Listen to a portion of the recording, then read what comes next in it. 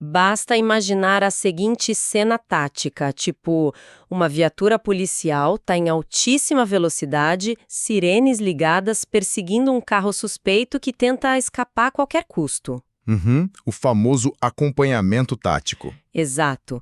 E aí, de repente, a equipe percebe que a única forma física de interceptar essa fuga e evitar uma tragédia na via é simplesmente fechar a rua, atravessando, tipo, no meio da rua, o carro de um civil que só estava passando por ali. Uma decisão de milissegundos. Pois é. Ou então, pensa num outro cenário, igualmente tenso. Várias viaturas chegam num terreno particular imenso na periferia da cidade, logo de manhãzinha, e é um local que acaba de ser ocupado por centenas de pessoas que já estão levantando barraca e estrutura provisória. A invasão de propriedade, um clássico da nossa realidade. Sim, e em ambas as situações, o questionamento central que surge é muito direto e esbarra nos alicerces do nosso sistema, que é como exatamente a Constituição equilibra o sagrado direito à propriedade privada com essa necessidade urgente, às vezes quase brutal, da segurança pública e da ordem. Olha, essa é, sem dúvida, a tensão mais fascinante do direito constitucional. É aquele choque entre o direito individual e a urgência do coletivo, sabe? E para mapear esse cenário com precisão, a nossa imersão de hoje foca justamente na espinha dorsal da Constituição Federal, o artigo 5º. Colocar numa lupa nisso, né? Isso. A gente vai focar nos direitos à segurança, à propriedade e aos direitos materiais. E é fundamental destacar o contexto para quem estuda. Uhum. Para quem está focado nas carreiras da área de segurança pública, tipo polícia militar, civil, penal, federal, esse é um terreno de altíssima incidência nas provas. As bancas não cobram só a letra fria da lei, elas adoram testar o limite dos conceitos. Aquelas famosas exceções, né? Exatamente. As exceções à regra e, principalmente, a linha muito tênue entre ser dono de uma terra e a função social que essa posse exige. A nossa missão hoje é mapear esse terreno para não deixar margem para erro na hora da prova. Muito bom. E para não ficar só no mundo das ideias, a gente filtrou o material base dessa imersão para trazer só o sumo do que as bancas cobram. Então, vamos começar desempacotando a base do direito à segurança. O caput do artigo 5º diz que é garantida a inviolabilidade do direito à segurança, entre outras coisas, aos brasileiros e aos estrangeiros residentes no país. Só que, lendo assim ao pé da letra, a primeira impressão é super exclusivista.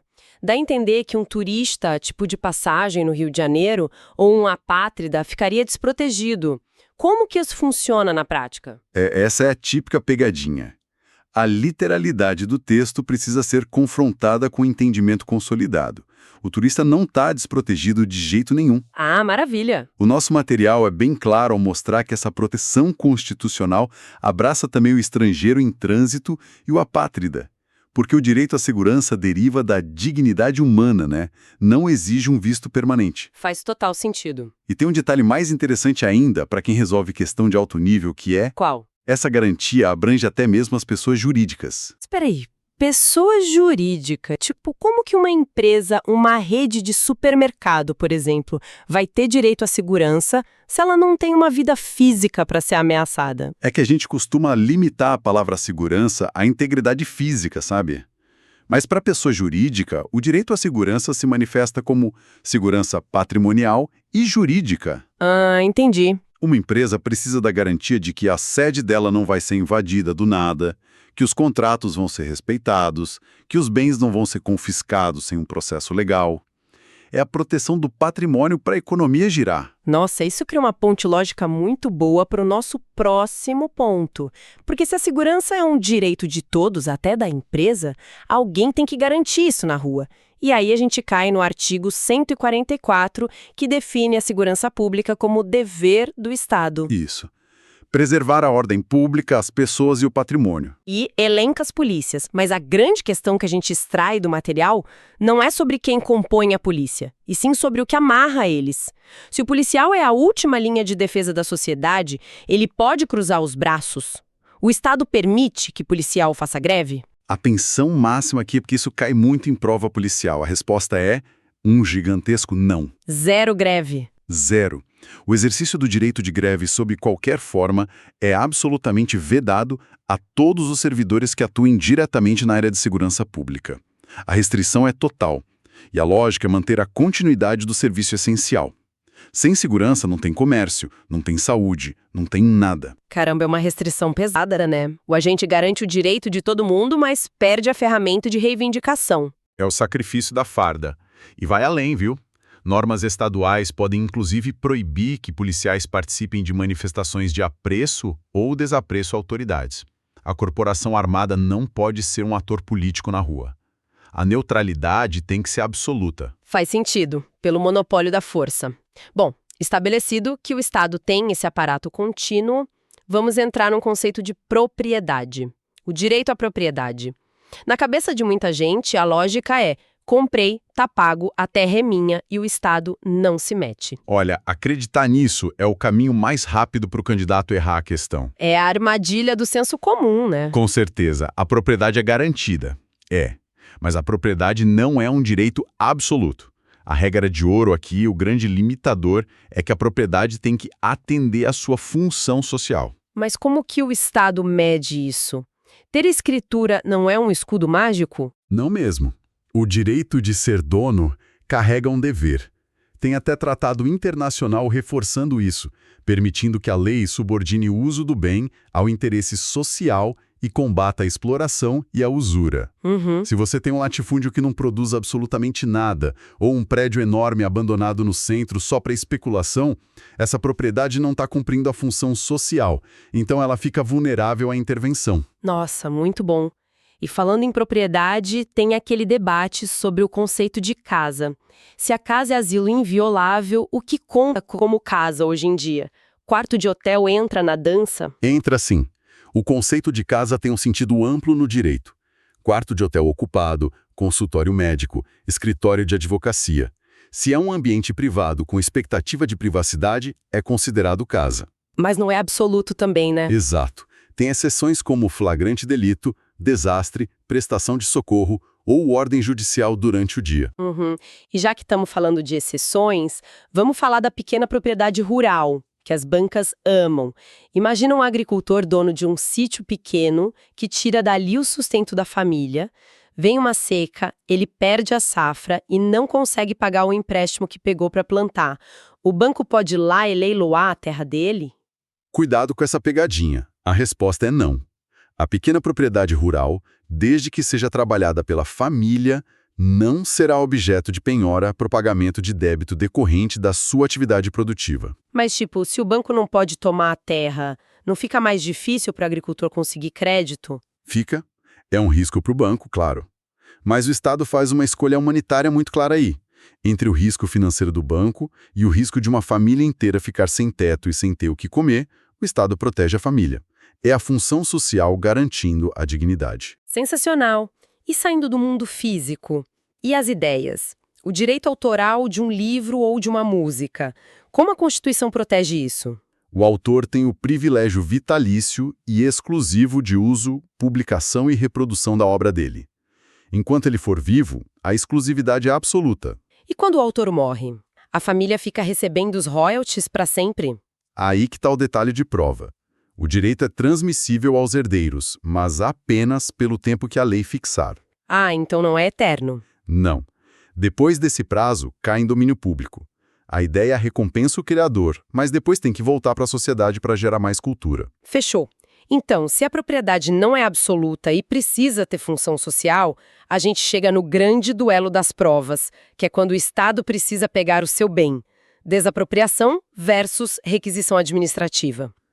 O terror dos candidatos. Total. Vamos dissecar a desapropriação primeiro. O Estado vai construir uma rodovia e ela passa bem no meio da fazenda de alguém. Como é que é a regra? A desapropriação ocorre por necessidade ou utilidade pública ou interesse social. E a regra de ouro da indenização é que ela tem que ser justa, prévia e em dinheiro. Paga antes e no Pix, basicamente. Basicamente isso. O Estado não pode tomar hoje e prometer pagar daqui a 10 anos. Tá, mas e se o dono do terreno já tivesse aprovado um projeto na prefeitura para construir um mega resort ali? Não tem tijolo nenhum lá, mas o projeto tá aprovado. O Estado vai ter que pagar o lucro futuro desse resort imaginário? Jamais.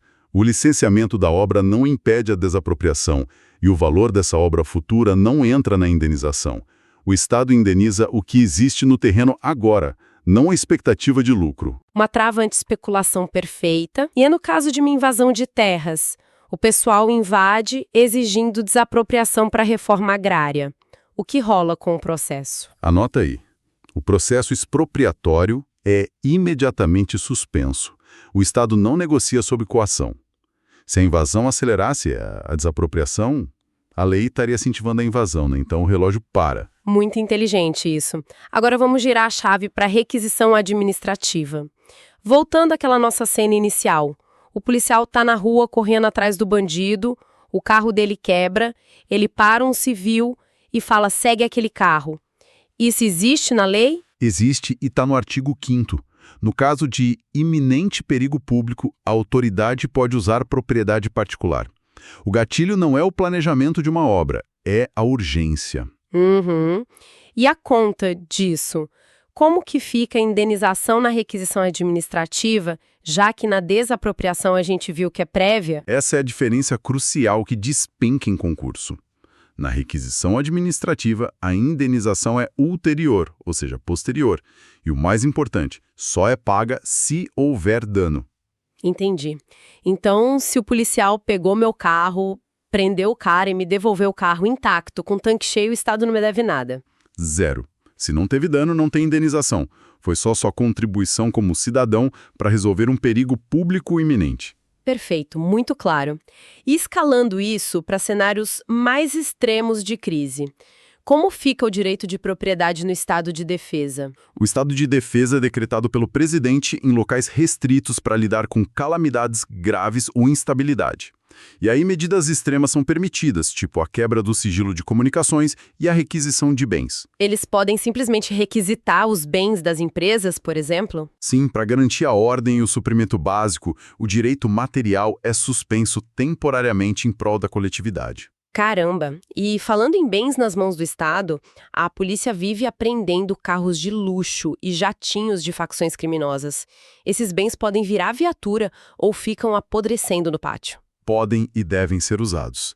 Comprovado o interesse público, os órgãos de polícia, tipo a polícia judiciária, militar ou rodoviária, podem usar esses bens apreendidos, mas precisa de autorização judicial prévia para ajudar na conservação do bem. É melhor rodando do que enferrujando, né? Exatamente.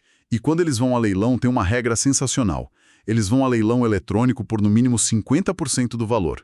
E a grande sacada é que o arrematante, quem compra, leva o bem limpo. Limpo como? Ele não herda multa, tributo, nem nada pendente da época do crime.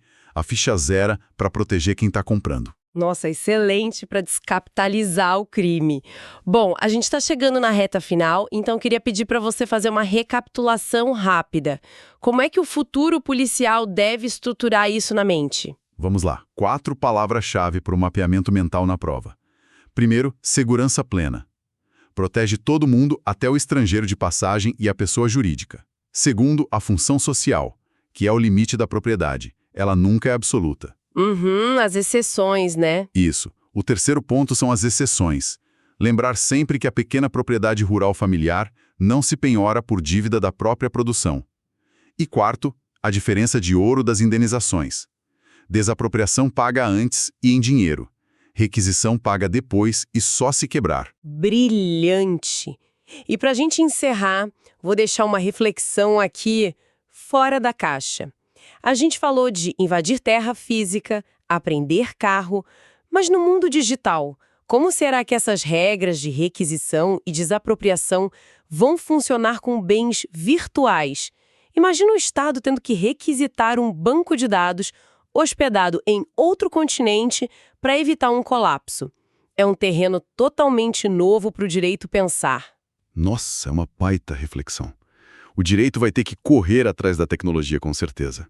E é por isso que o candidato precisa ter disciplina na repetição desses pequenos detalhes, tipo o prévio contra o ulterior, porque é isso que garante a aprovação. É a constância nos estudos. No nosso próximo encontro, a gente vai mergulhar nas garantias processuais, que é aquele escudo do cidadão quando o Estado usa a força da lei contra ele. Um debate tenso e necessário. Até lá, muito foco, força e dedicação aos estudos.